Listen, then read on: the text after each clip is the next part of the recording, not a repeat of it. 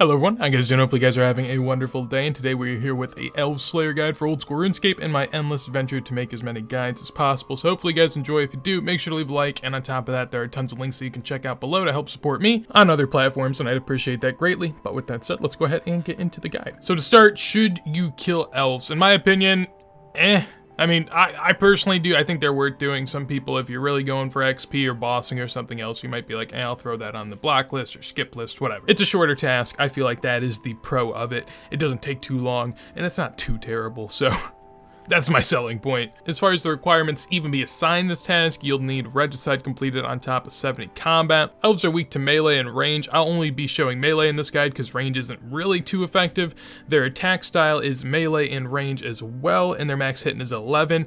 They honestly hit pretty often, so you're either going to want to pray or just tank damage, and for that reason, range is not an ideal method of going about killing these, so I'll be using melee. As far as what you can expect from the drops, a 1 in 128 chance of a hard clue, a 1 in 1k chance of an eternal teleport crystal. However, you can only get this if you are going to the kind of high level area after you've completed Song of the Elves. In addition to that, if you're in Prifddinas after Song of the Elves, you have a 1 in 24 chance whenever you kill them to get some crystal shards. These are useful and essentially kind of money that you're getting as drops. Overall, 1k GP per kill, and you can double that if you're in the Iowerth dungeon. For the melee gear here down below, we have some setups. These should cover most everyone. If you have to look at anything in particular, feel free to give it a peek, but at the end of the day, we're just going for maxing out DPS while also trying to keep pretty good defensive shape here. You can vary up what types of weapons you want to use, an Abyssal Dagger, a Cudgel, as Amy has to any of those. Typically, I don't recommend selling and buying new weapons just for a Slayer task, and this is one of the tasks in which it isn't going to be that big of a deal. And then for added gear, if you're a little lower and want to switch out something on the low level setup, Dragon Chain Body would be a good example of what you could go with for a plate body, and Rune or Granite Armor is a good substitute as well. Along with that, you could bring prayer gear if you like, and these are the three options I'd recommend. One of these places has an altar right next to it that you can go to and pray, so if you're an Iron Man or just a person that's trying to save a little extra money, you can do that. For the XP rates per hour that you could expect up on screen, we have between 60k to 110k per hour in terms of your melee XP rates, and then for Slayer, that ranges anywhere from 15k to 27k. You can get up to about 35k if you bring a cannon, maybe a little more, but nothing too crazy. For the locations, we'll start with the Iowerth camp. That is going to be what I deem the lowest level of the locations that we have here, located kind of to the northwest side of all of the western province. For the inventory here, everything is basically listed there. Dragon Dagger for a special attack weapon. I have some teleports to and fro, along with a cannon set. That is optional. You don't have to bring that if you don't want. Some super boosting potions and some food. For methods to get there, the first one is the Iowerth camp teleport. This can be purchased from the Grand Exchange and isn't too expensive, so I'd recommend everyone to use that if you have the ability to purchase them. The second best method is the Fairy Ring teleport BJS. This does require 76 agility and also Fairy Tale Part 2 to be partially completed. If you don't have that, then the charter ship is going to be your best option. You can charter 2 port tires for 800 GP to 3.2k depending on what sort of quest you have done, and I prefer to charter from the Catherby area. It's relatively close to a teleport, a bank is close by, and you can access it pretty easily. Checking out the first location here, using an Iowerth camp tele will send me right on over there, and here you can see that we got kind of a nice little camp that we can go ahead and kill a bunch of the elves that exist here. Here you'll have a mix of warriors and archers. Depending on which locations you go, you might have that. So if you're someone that's praying, be cognizant of which type of elf you are currently killing. One of the things about this place, and just kind of a lot of the elf places in general, they're not very well condensed, so you will have to do a little bit of running, maybe some attacking on your own as well. You can't just always rely on the auto retaliate to do its job. I do prefer a cannon on a task like this. It doesn't really use that many cannonballs, but it also allows them to almost become aggressive to you since they will get attacked by you, making it a little bit easier. Personally, I'm a big fan, but if you don't have the money, that's perfectly fine. You can get this task done relatively easily. As you can see though, I mean, 99 defense, I'm still kind of getting hit here, so you do want to bring a good bit of food. That's why I didn't go overboard on super potions or anything, because you're going to need that food, and a teleport here isn't all too expensive. Yeah, 1.5k a piece. If you got to run and you're using a lot of food, maybe you want to go for a prayer method here, but that is up to you however you want to do that. But that's ultimately it as far as it goes for the Iowerth camp. Next up is the Lletya location. I think that's how you pronounce it. For this, you need Morning's End Part 1 to be started, partially started, so you don't have to do too much, but it is a little bit extra in there. This is located to the eastern side of this area, and in terms of what I am bringing, the inventory is very similar to what I had before, just changing out a teleport or two. For the modes of transportation, the first one is going to be the Crystal Teleport Seed. This would be the best one if you have it.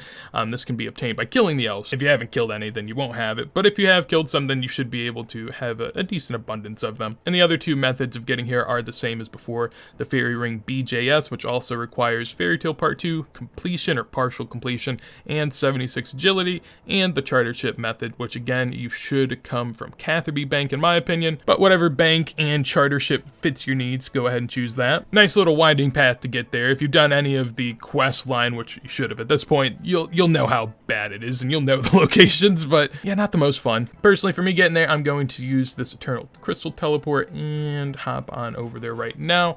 I don't really recommend this for a high level player because, I mean, the warriors and the archers, they're just far too spread out. There really isn't that many of them. Kind of nice for Ironmen because here you're going to have an altar over here. Going up the ladder, if we check it out, here you have an altar that you can pray at. So, I mean, at the end of the day, you get endless prayer and you're not going to have to really take any damage. Again, this is an area where you're going to have melee elves and ranger elves. So, again, you're going to want to be cognizant of that. But, yeah, it's not too bad. I mean, obviously not ideal. They're pretty spaced out. But at the end of the day, if you're getting free prayer points for it, it's something that can be beneficial to some. And then the final location, the Iowerth dungeon, requires Song of the Elves to be completed, so pretty high requirement there. The inventory here, little different, just changed up a couple things, but at the end of the day, pretty similar. Got a bone crusher and an herb sack, because I feel like people at this level will be utilizing those. A teleport to and fro.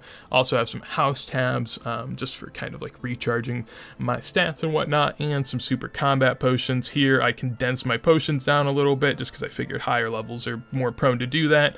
Also brought some ground buns. You could switch that out with pineapple pizzas, whatever food of your choice. For the methods to get here, the first one is going to be the house teleport. That will throw you just a little bit to the north of this, and the ways that you can go about that is by either locating your house in Prifddinas, or you can use a scroll of redirection on a house teleport and then relocate that to Prifddinas. Second would be the Crystal Teleport Seed. Again, can be obtained by killing elves, and then from there, if you have Song of the Elves completed, you can teleport to Prif. And finally, the Spirit Tree Teleport will put you to the northeast side of the city.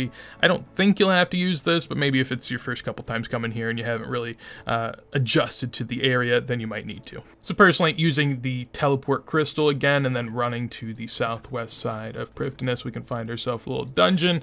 Once we're down there, we will have to do a little bit of running. There is an agility obstacle that you can go over, so that's what I'm going to be doing. Once you've entered down into the dungeon here, looking at the map, we can get a good idea of what's going on. So the elves are right over here. Once you're down here, you'll either have to do a nice little lap around here, or if you have 78 agility, you can just squeeze on through this little gap. You could also get a +5 boost with the Summer Pie, so you could theoretically do it at 73, which would be pretty helpful if you have that ability. And from there, just run on over here, not too far of a ways, and you'll find yourself in a nice little lair with some elves. These are all warriors, so it's nice to know at least what you're going to be killing, and from there, just go ahead and throw down a cannon base. Personally, I have a Runelight plugin on right now that shows all of the double hit spots. So if you're someone that's a little crazy and want to be super efficient, whenever you're killing these, make sure to drag them onto those tiles, and then your cannon will shoot twice at them. Personally, I don't really do it too much because I actually just like the idea of being able to AFK. That's why I bring the cannon, not really as much to be super efficient and get hella XP. So I don't really want to waste the cannonballs and my time paying attention. Some people might be into that. Here we have an example of kind of what's nice about this place. First off, the crystal shard.